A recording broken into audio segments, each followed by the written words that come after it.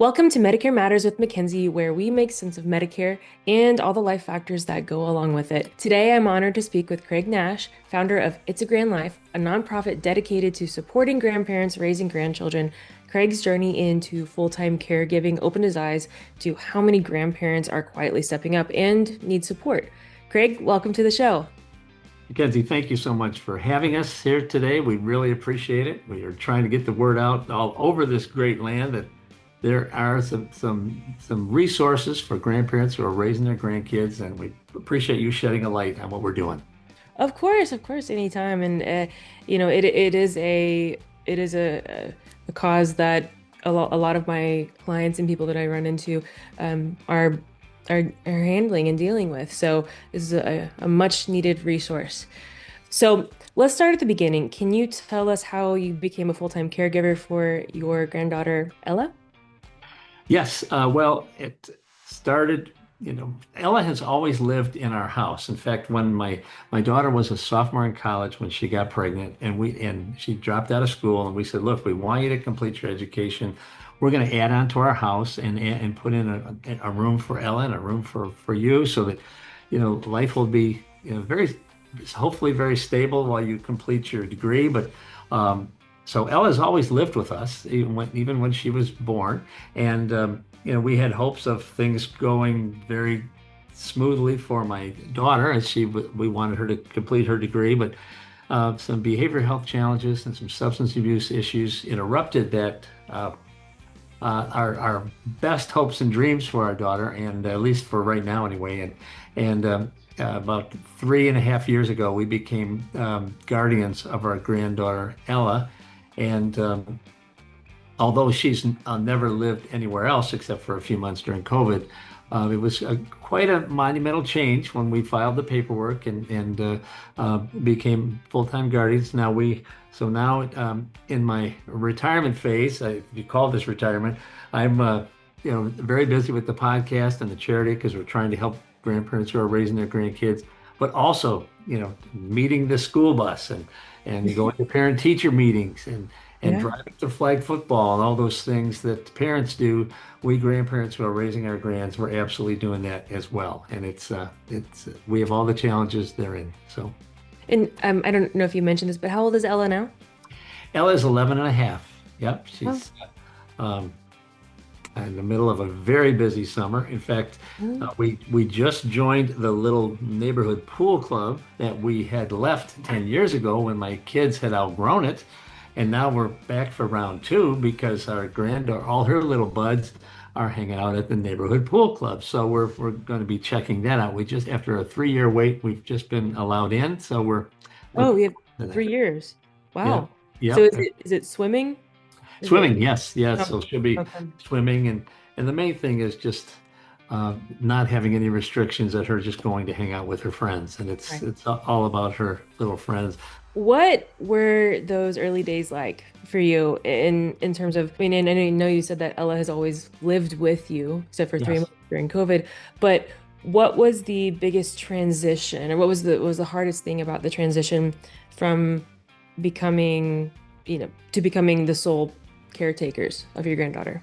Well, Mackenzie, I think the some of the biggest challenges that my wife Kathy and I found is that we were trying to be the guardian without the official certification of the county. And when we would take Ella to school, we Mm. would want to talk to the teacher about homework. Now, you can't talk to the teacher about homework. You don't have any official designation here.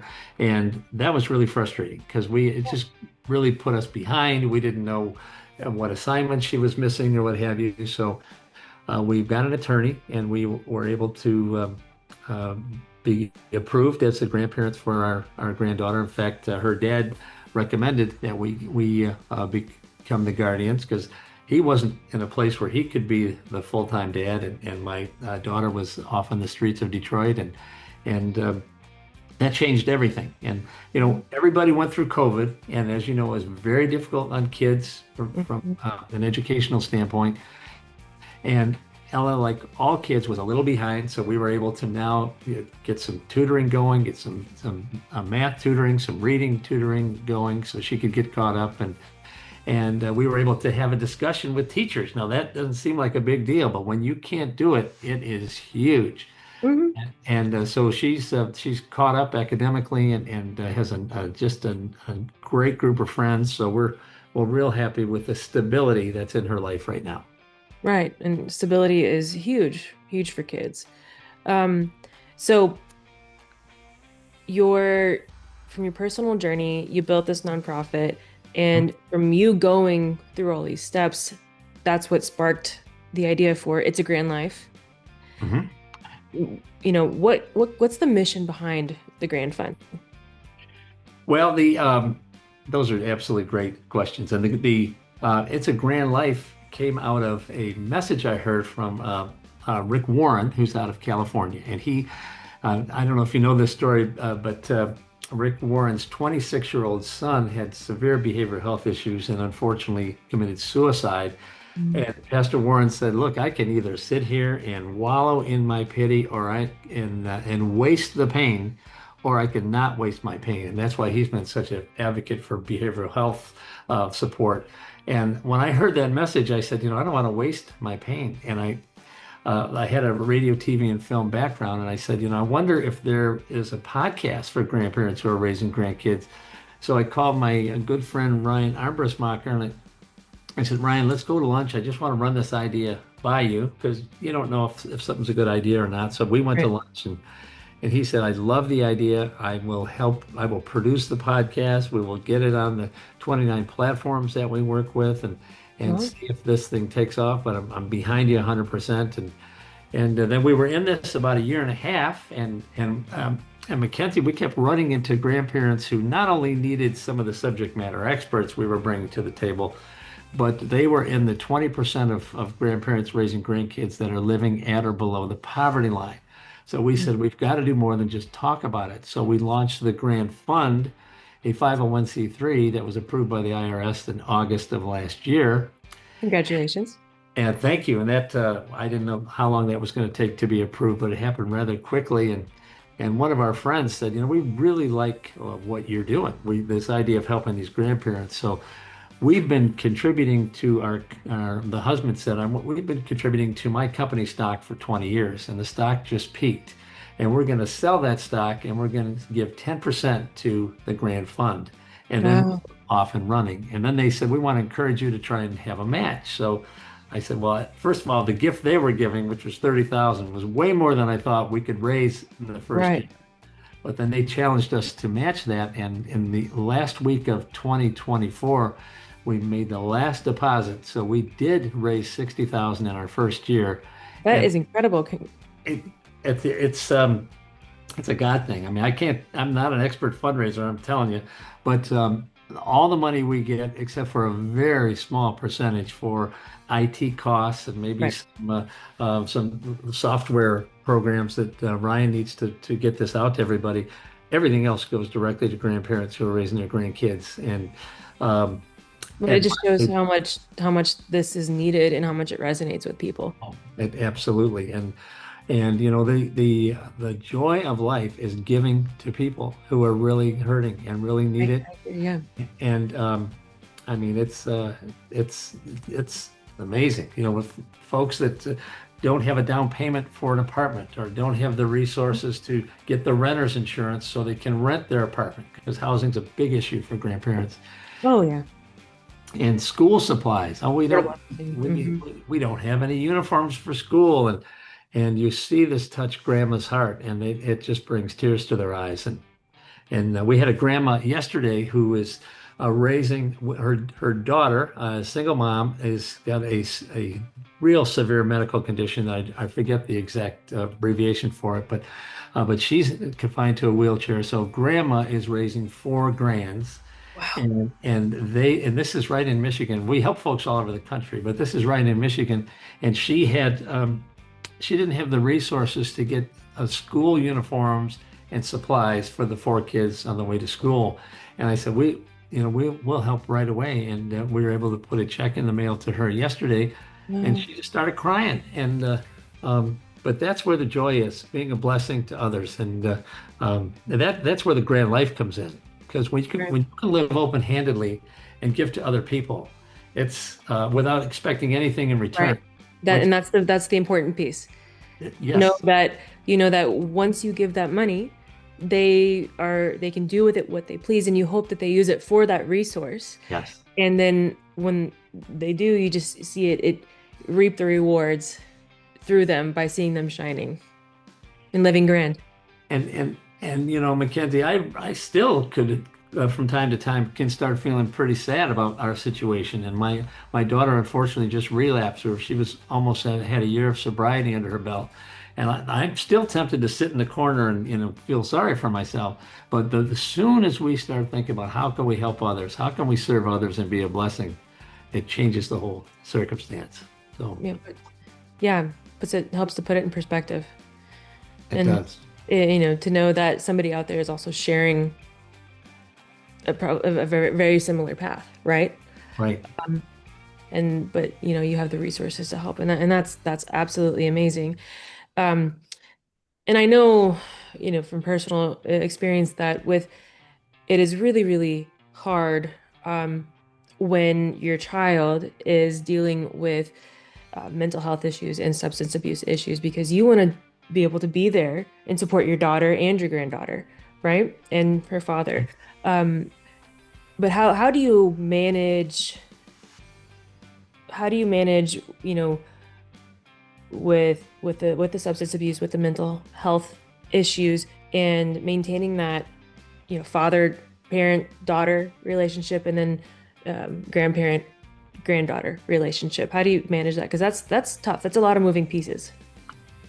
That is the best question anyone's ever asked me because it is not easy. It is now the and also the dynamic between the wounded daughter and her mom, and that we're starting to deal with that issue as well, and that's not unique to our situation, but I mean, it forces you to really look within and say, okay, how did we get here, right?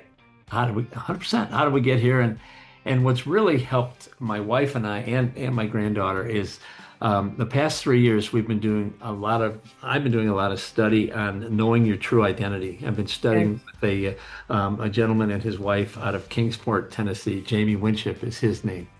And I don't know if you've ever heard of Jamie, but he is a I'll look them former up. CIA operative Oh and wow. Washington, D.C. police officer who was sent by our government into hostile areas and dealt with terrorist groups and walked them through their fear, and they laid their weapons down and became peacemakers as opposed to terrorists. And it's all about knowing your true identity and knowing that there is a higher power or God or Jesus and who loves you and wants you to be in wholeness and not only resilient but whole. And that's really helped us with that whole thing.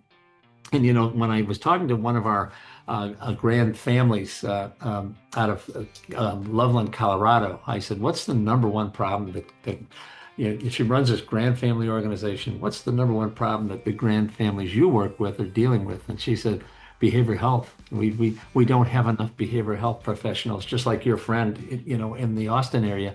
Yeah. And she said, "I wish we could have the government raise up an army of behavioral health professionals to help grandparents and their grandkids go through these challenging, times." Yeah. And Or and social workers. or social work exactly. And then the other side of that coin, coming out of the healthcare world, a world that you're in as well with your Medicare work, you know, um, often these folks that are low income grandparents with their grandkids, they are not participating with an insurance plan that's going to give adequate reimbursement to the behavioral health professionals to take their cases. So they unfortunately Always a struggle. always a struggle. Medicaid pays $36 a visit for behavioral health. Blue Cross, you can get, close to one and a quarter or more. I mean, and I'm just using general Michigan rates with that, Of but course. it's but this work we've done with learning how to live in your identity and how to deal with your fears and replace those with love, joy, and peace, that has had such a profound impact on myself and my family that I would love every grand family to have that because there's no copays, there's no deductibles, and Right. um, that's it. Yeah. And I mean, and kudos to you guys, because it takes, not everybody wants to just do introspection, right? Right. open yourself up to potential criticism, right? Oh, 100%. And being able to receive that information, um, not as an attack, but as this was my experience. Let's move forward, right? And Right. acknowledge that. And then on both sides, acknowledging if any hurt was done and taking accountability. And that's huge. I mean, And not everybody forgiveness can do that.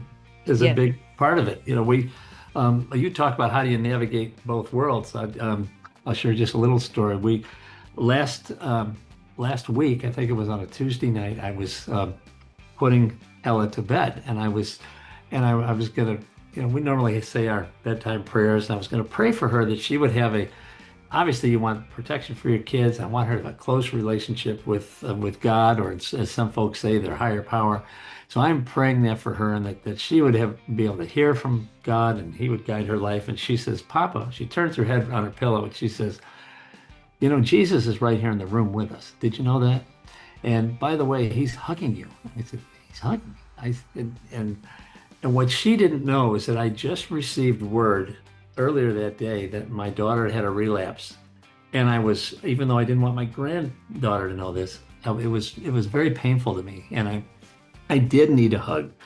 And I said, what a beautiful thing if we can all be connected to God or a higher power and walk us through the day's traumas so we can live at peace and wholeness. So you're probably getting more than you bargained for with that, but that's No, and I love these. I mean, I love doing these types of things because we're talking about something that impacts, like you said, 2.3 million grandparents in the right. United States or worldwide in the United No, States. just United States. Right. And just imagine what that is throughout the world. And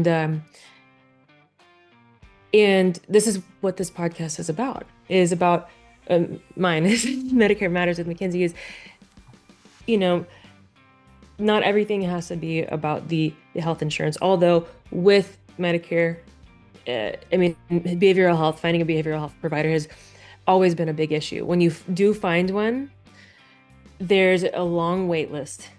Right. And then, do they take Medicare? Do they take the specific insurance? And a lot of behavioral health providers don't are choosing not to work with insurance because it restricts them, right? It restricts Right. them, and they can only charge so much, to be more compensated for the wonderful and necessary required work that they do.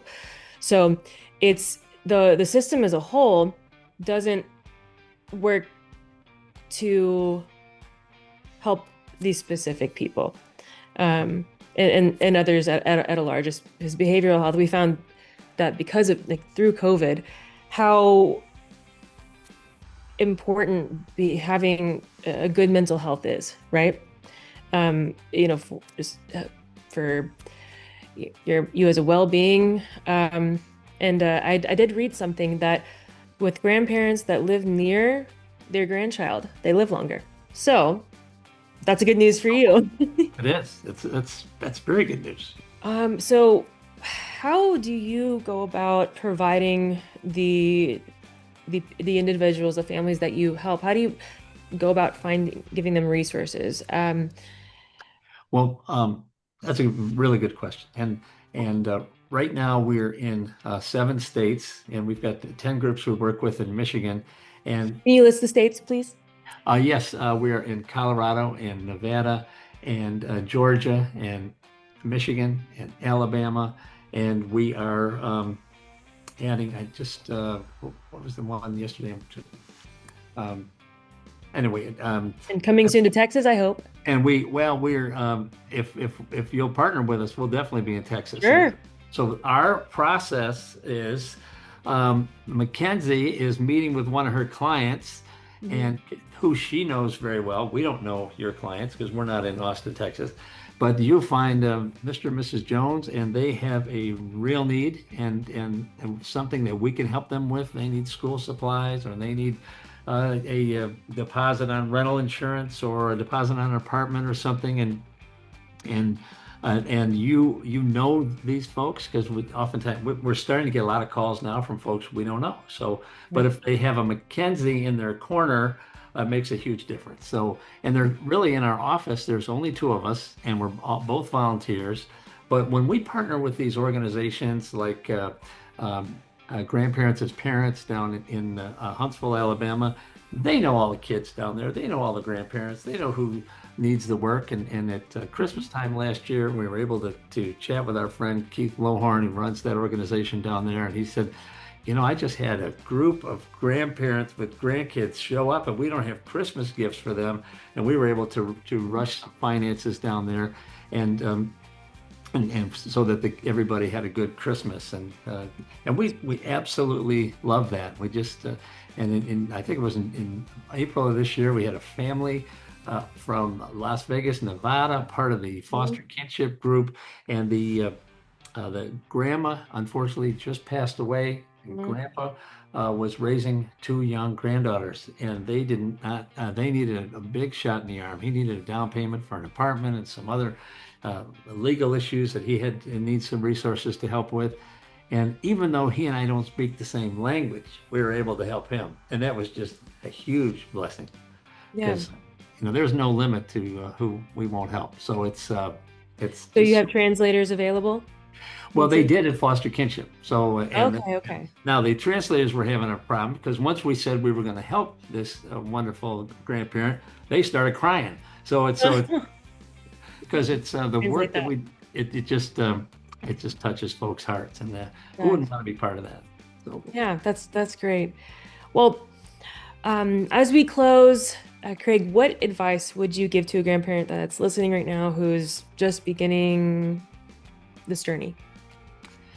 Well, just like the lady I was telling you about earlier, who just called me. She lives now in Michigan, came from Florida or Illinois, I forget. But you've got to get connected to a local organization, a human services organization in your county that can help you navigate the court system, help you navigate the school system, help you get connected to the local health department.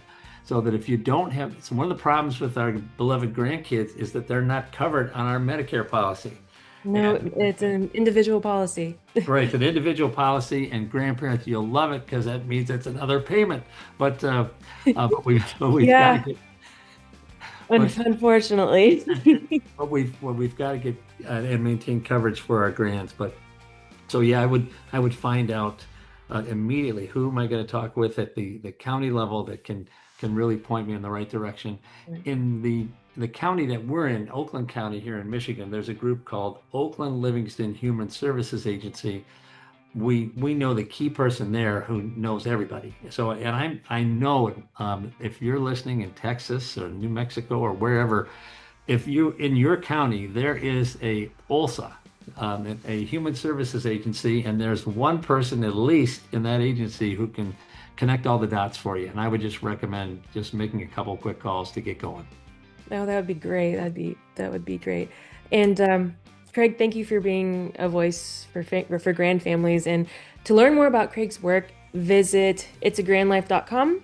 Yes. And is there a phone number you could be reached at? Sure. 248-867-2697. Love to hear from you. Yeah, you heard it here. And if you or someone you know needs Medicare guidance as a caregiver, you can always reach me at 512-599-9527 or my website, premiermedicaresolutions.com. Until next time, I'm Mackenzie Anderson, and this is Medicare Matters with Mackenzie. Thanks for listening to another episode of the Medicare Matters podcast with Mackenzie. Please make sure to subscribe wherever you get your podcasts so you don't miss an episode. Please also leave a review, as that helps me reach more people that can benefit from this podcast content. If you have questions or topics that you want me to cover for a future episode, please email them to Mackenzie at premiermedicaresolutions.com.